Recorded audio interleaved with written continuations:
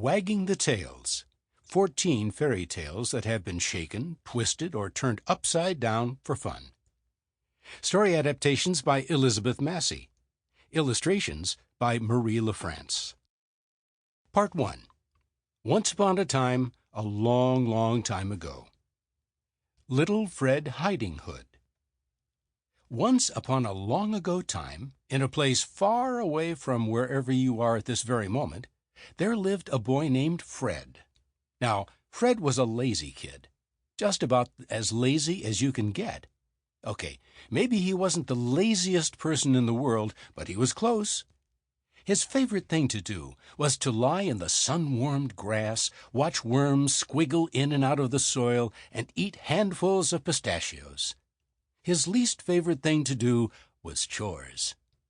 Fred's poor mother, who had no other children, needed Fred to help chop wood, mend fences, haul water, chase possums from the chicken shed, shoo skunks from the kitchen, and do all those other things that need to be done when you live in a little cottage by the woods. But Fred, being the lazy kid that he was, made excuse after excuse to get out of doing work. "Mom, I can't help you. I just cut my finger on a blade of grass." "Mom, I can't help you. I have a sunburn on my big toe." "Mom, I can't help you. I have a pistachio caught by nose." Things got worse when Fred's grandmother, Grammy Sue, gave him the hooded riding cape. Grammy Sue, who lived on the other side of the woods, was a regular fairy tale type grandmother, with white curly hair and a sweet little grandmotherly voice. But oh, did that little woman have energy! She cleaned and baked and gardened and painted and washed and hammered and mended. Her favorite pastime of all, however, was sewing. She made all of her own clothes. She made all of Fred's mother's clothes, and Fred's clothes, too. On Fred's 12th birthday, Grammy Sue made him a riding cape with a fancy green and brown pattern. Nowadays we call this kind of pattern camouflage. But back in these old fairy tale days, nobody had ever seen it before, so they just called it green and brown. The cape had a hood that Fred could pull over his head when the air got cold. Fred thought the cape was kind of goofy. None of his other friends had horse-riding capes with hoods, and they snickered when they first saw it. However, Fred soon discovered how useful it was.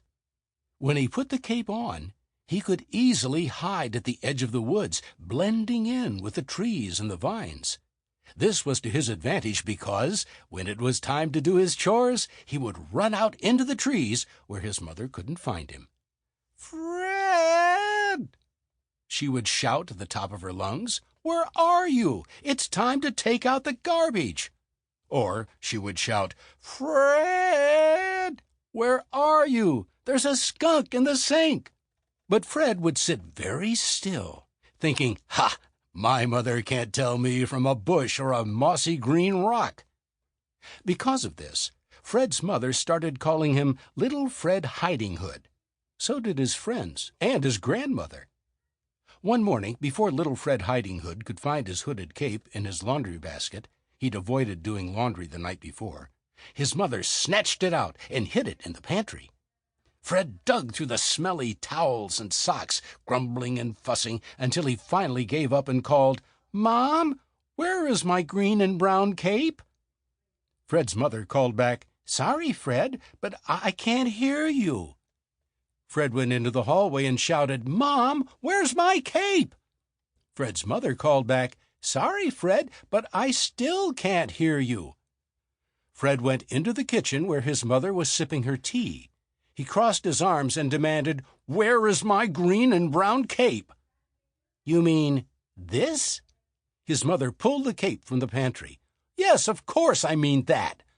"I'll give it to you, but you have to promise to do a chore," said Fred's mother. Fred frowned. "What kind of chore?"